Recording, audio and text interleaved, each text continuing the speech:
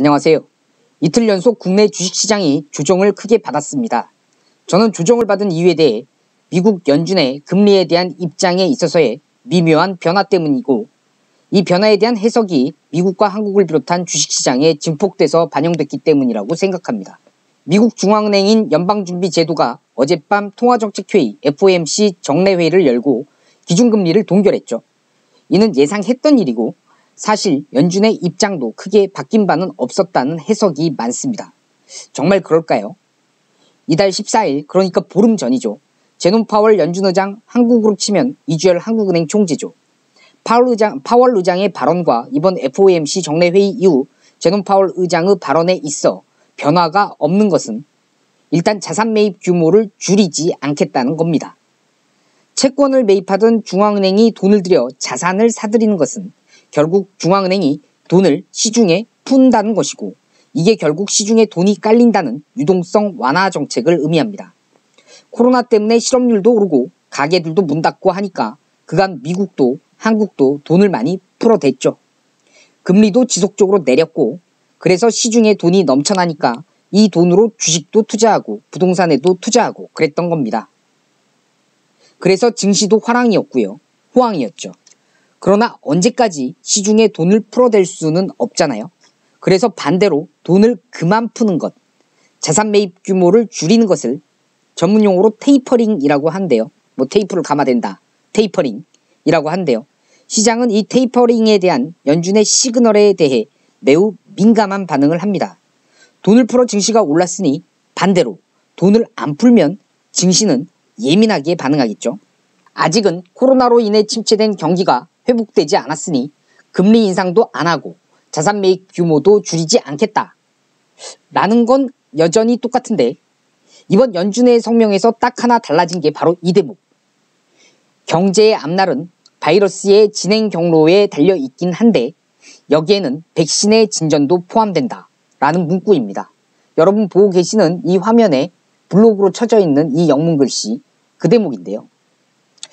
이 말이 뭐냐면, 백신의 보급 속도에 따라서 경제 회복이 빨라질 수 있음을 시사한 것이니까요. 미묘한 차이긴 하지만 곰곰이 생각해보면 백신 보급도 잘 되고 이로 인해서 집단 면역 체제가 잡힐 기미가 보이면 미국의 중앙은행인 연준은 언제든지 돈줄을 틀어쥐는 테이퍼링을 할 수도 있다 라는 의미로도 해석이 가능하니까요.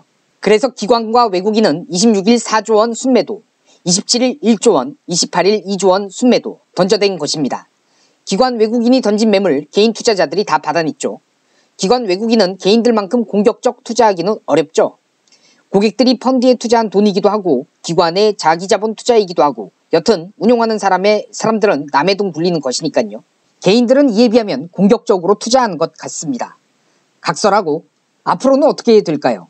현재 미국장 시작되기 전에 다우존스 선물지수는 소폭 강보합, 나스닥과 S&P 500 선물은 소폭 약세입니다.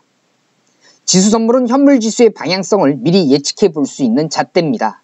100% 딱 맞아떨어진다 볼 수는 없지만 대략 맞다고 보죠. 오늘 다우, 나스닥, S&P 각각 지수 방향성이 따로 가는 혼조세가 될 듯하네요.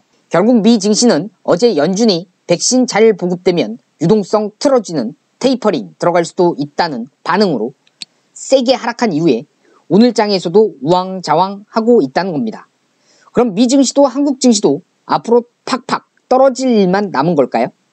연준이 유동성을 꽉 틀어지고 싶어도 못 틀어지는 대표적인 요소가 있습니다. 미국의 국채금리 때문입니다. 국가가 발행한 채권인 나라국의 채권채, 한문 들어가는 국채의 금리. 여러분 외워두셔야 할 게 국채금리와 국채가격은 정반대입니다. 국채 가격이 오르면 국채 금리는 떨어집니다. 하나는 오르고 하나는 떨어지고. 또 하나가 국가가 발행한 채권은 매우 안전한 자산이기 때문에 국가가 보증하는, 변동성이 큰 위험자산에 속하는 주식시장이 흔들리면 돈은 반대로 안전자산인 국채에 쏠립니다. 그럼 수요가 많아지겠죠. 수요가 많으니 국채 가격은 올라가고, 반대로 아까 국채 금리하고 가격은 반대라 그랬으니까 반대로 국채 금리는 떨어지겠죠. 즉 국채 금리가 떨어지면 기준금리, 그러니까 연준의 금리, 그 기준금리와 이격이 괴리감이 커지게 되고, 그럼 자산시장은 무너지게 됩니다. 이에 대해서 연준은 고민을 하게 될 것입니다. 즉 현재의 금융시장 상황은 연준이 테이퍼링을 하는데 경기 상황 이외에도 일정 부분 제약이 있는 상황입니다. 더 쉽게 표현드리자면 연준이 시원시원하게 돈 틀어지는 액션 취하기 쉽지 않다. 이렇게 표현드리고 싶습니다. 오호, 그럼 주가가 별로 조정 안 받고 오늘 모 증권사에서 전망한 대로 2800선에서 저항선으로 눌림목 주고 앞으로 쭉쭉 코스피 상승할 거다. 뭐 거기에 몰빵하느냐? 그래서는 안 될 것 같습니다. 이미 코스피는 코로나 사태 발생한 작년 3월 저점을 찍은 것과 비교해 2배나 올랐습니다. 이미 1년도 안 돼 2배나 올랐는데 또 1년 후에 그러니까 내년 봄쯤 돼가지고 2배 올라서 6천 찍을까요? 코스피가? 그럴 가능성 크지 않겠죠. 이를 업사이드가 많이 남아있지 않다. 뭐 이렇게도 표현하는데요. 그러니까 방어를 좀 해야 되고 투자자분들은 저도 그렇고요. 방어를 좀 해야 되고 반등을 주더라도 업종별 종목별로 주가 방향은 제각각일 것입니다. 아주 믿음직하고 내가 몇 년이고 뭐 1년이고 2년이고 3년이고 시간을 인내할 만한 종목이다. 또 빌린 돈으로 투자한 게 아니니 내 돈으로 버틴다. 내 돈이니까 등 이런 확신이 들지 않는 것들은 분할 매도를 해서 조금씩은 줄여나가는 게 좋다라고 저는 생각합니다. 수익이 팍팍 나면 좋겠지만 뭐 그러지 않은 만에 하나의 경우도 대비해야 하니까요. 혹 종목을 살 때는 이젠 아주 강직한 마음으로 아주 매우 까다롭게 귀를 아주 얇지 않고 두껍게 해서 엄선해서 사야지만 될 것 같고요. 매수 안 하건 만약에 매수를 좋은 기회인데 안 했다. 뭐 그러더라도 나중에 또 더 좋은 기회가 찾아올 수 있지만 잘못 사들인 종목은 두고두고 마음고생하게 된다는 그래서 마인드는 방어적 접근. 저도 그간 지켜보면서 확신성 있는 몇 가지 종목은 그냥 쥐고 가고 혹시 더 저점이 오면 아주 확신성 있는 종목에 대해서는 좀 더 담아보는 기회.